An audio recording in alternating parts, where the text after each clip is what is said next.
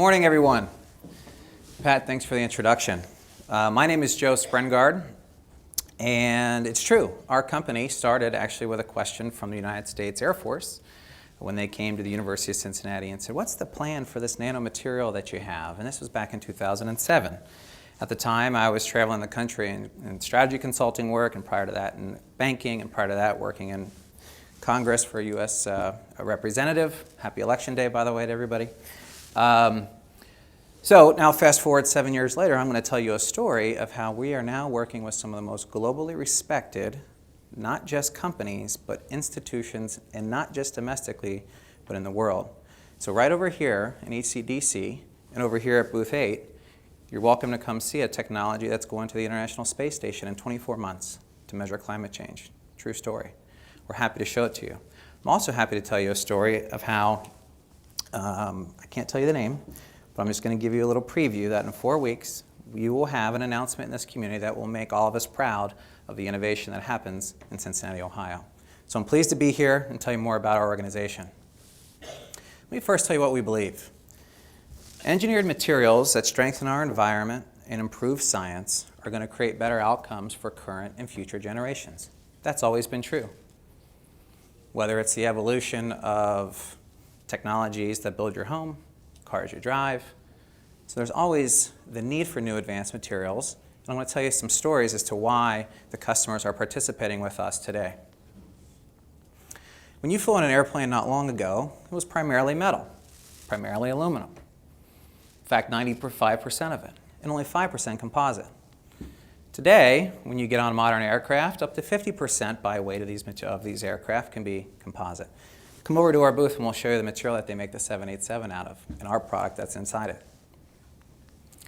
But here's a problem. When they move from metal to composite, electrical conductivity of metals is better than electrical conductivity of composites. So what do? They add metal back into the composite, and they'd rather not. So why is this an issue? It's heavy, it's corrosive, it's parasitic. There's issues. Now, why does this all matter? By 2032, and by the way, this isn't my number, this is the industry number, 2/3 of the world population, not the US population, the world population will fly. Emerging markets, Asia, India. So the growth of aircraft doubles every 15 years. Just the composite segment of that market is a $10 billion market. And if you look at Boeing's R&D spend, 75% of the money that they spend in R&D is to do nothing but make a more fuel-efficient vehicle. A big part of that is replacing metal. So Boeing came to us 3 years ago and they said, Joe, we really love this nanomaterial that you licensed out of the University of Cincinnati, and I know that you were in fibers and you were doing this, that, and the other, but here's what we'd really like. What we'd really like is a continuous carbon nanotube sheet material. Why? Because guess what we do? We buy continuous rolls of metals today, and that's how we make our parts. We also buy continuous rolls of carbon fiber. That's how we make our parts. So what do we want? We want continuous rolls of carbon nanotube sheet. Do you think there's any way that your team could do that? So we have. We now started with one application. We've got multiple that's emerged because of this material platform. So we are not only involved in conductive composites and structural composites, but lightning strike protection, EMI shielding, de-icing, and direct energy protection. One material platform that's been tweaked for different application needs. So improving the size, weight, and power of vehicles is core to our business and aligns with our mission around new materials. So we have active engagements with not only the Defense Department, but most of the global aerospace OEMs in the fields of replacing metals that they're using. Separate, there are some technologies we're involved in where there isn't an existing technology. We're not replacing something that is metal, but actually replacing something that is black with something that's blacker. So in 2018, NASA just announced with Ball Aerospace that our technology will go to the International Space Station that will then be relaunched onto a CubeSat for the purpose of monitoring climate change. If you've ever taken a picture in a room and the lighting's not right, what do? You turn on the flash, off the flash, open the shades, whatever. Getting the lighting right in space, not very easy. Our material is the blackest known material, which does what?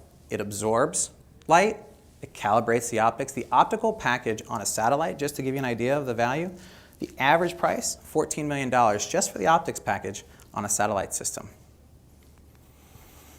So today we are involved, and these aren't fictitious, sidey, ideas of markets. We have existing collaborations in composites, de-icing, wire and cable, lightning strike, satellites, and elastomer materials. Of those, 5 of them, the timelines for transition from where we are actively in flight towards flight testing.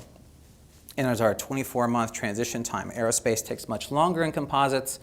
So when you look at our portfolio, what we've tried to do is diversify our application space by near term, long term, and we'll talk a little bit more about that. Today, these are the customers that we have existing relationships with, among others. Global brands. And let me just tell you, when you're spec'd into one of these systems, not easy to get replaced. Qualification timelines, implementation are very significant to them. And so being involved with these organizations today is critical to our roadmap. Also, just last week, the Army calls and says, hey, Joe, we've got a missile technology we'd love to replace with an alternative to metal. Any chance you've got something for us? This is the United States Army calling us about a specific need. How can a 4-little-person company over in Norwood, Ohio get those phone calls?